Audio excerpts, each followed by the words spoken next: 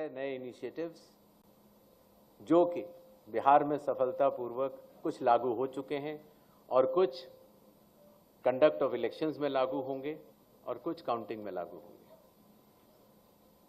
इसके पहले कि हम लोग सवाल जवाब का दौर शुरू करें, कुछ चीजें मैं आपको बतलाना चाहता हूं। भारत में चुनाव संविधान, लोक प्रतिनिधित्व कानून और रूल्स के अंतर्गत होते हैं। दुनिया की सबसे बड़ी चुनावी व्यवस्था है भारत के चुनाव और भारत का चुनाव आयोग, और ये व्यवस्था कई चरणों में बटी हुई है। जैसे आपने देखा, मतदान केंद्र स्तर पर बूथ लेवल ऑफिसर, उनके ऊपर इलेक्टोरल रजिस्ट्रेशन ऑफिसर अर्थात ईआरओ अर्थात निर्वाचक पंजीकरण अधिकारी, जो कि एसडीएम स्तर के होते हैं। जो मतदाता सूची होती है उसको बनाने की जिम्मेदारी ईआरओस की होती है। बिहार के 243 हर विधानसभा में एक ईआरओ होता है और उन्होंने मिलकर बीएलओस के साथ मिलकर 243 ईआरओस, 90,217 बीएलओस ने मिलकर काफी वर्षों के बाद, लगभग 22 वर्षों के बाद मतदाता सूची के शुद्धिकरण का कार्य किया। अगर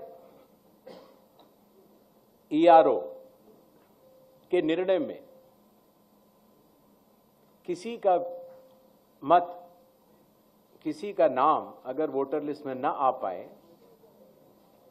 या किसी गलत आदमी का नाम आ जाए, तो इसके ऊपर डीएम के पास अपील होती है, और अगर डीएम के डिसीजन में अगर कोई भी त्रुटि किसी भी मतदाता को लगती है तो उसकी अपील चीफ इलेक्टोरल ऑफिसर के पास होती है। तो इस तरह से विकेंद्रीकृत वैधानिक अधिकारियों के तहत मतदाता सूची बनाई जाती है। इसी तरीके से जब चुनाव होते हैं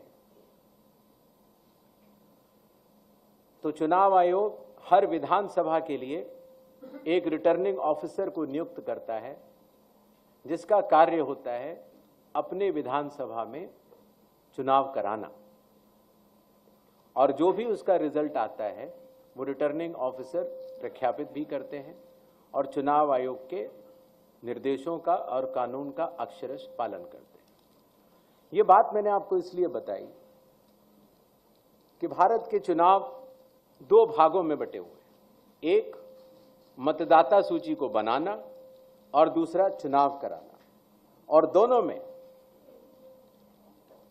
विकेंद्रीकृत वैधानिक अधिकार दिए गए ईआरओस और रिटर्निंग ऑफिसर होते हैं, और वो चुनाव आयोग द्वारा दिए गए निर्देशों का पालन करते हैं, और अगर उनके पालन में कहीं भी त्रुटि हो तो चुनाव आयोग उनको सुपरवाइज, डायरेक्ट और कंट्रोल भी करता है।